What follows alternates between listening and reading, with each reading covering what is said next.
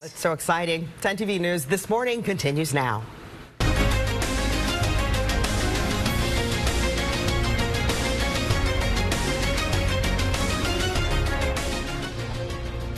Now at 5, Ohio State versus Tennessee. A game 28 years in the making. Hear how the coaches are reacting as the Buckeyes get ready to host the Volunteers in less than 2 weeks. And a $1 billion expansion at John Glenn International taking off this morning, and what you need to know as construction begins on a new terminal. Good morning, everyone. Thanks so much for starting your week with us here on 10 TV News This Morning.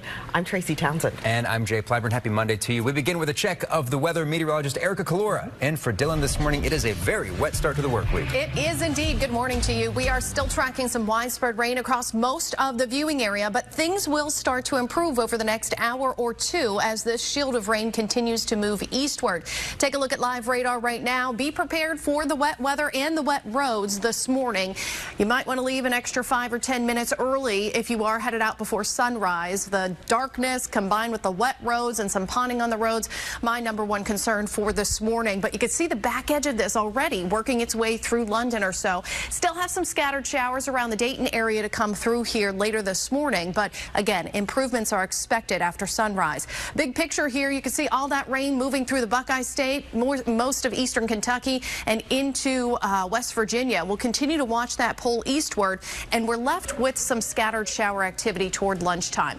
You are looking at temperatures in the 40s and around 50 degrees right now, so starting off mild. We'll talk more about those temperatures, how they're affected after the rain moves through and when we finally dry things out. Now let's get a check on the roadways with Amy Steigerwald. Good morning. Right now here as you head out the door at 501, we do have one crash on the far east side. If you're coming in from Buckeye Lake this morning, I-70 westbound just past State Route 79, we've got the right lane blocked off. Just a little bit of a slowdown as you're coming in again from Buckeye Lake. Once you get a little bit closer to the metro, there's your view at 310 on I-70. So out in Etna, Pataskala, you can see traffic is flowing just fine in those east and westbound lanes, but if you're a little bit further east, you might run into that crash. So just keep an eye out for that. That's the only major thing we're watching here this morning, but as you can see, it is definitely wet and slick out there. Take it slow, maybe add an extra minute or two as you head out the door on your Monday. If any other issues pop up, we'll let you know. I'm going to send things back to you, Jay.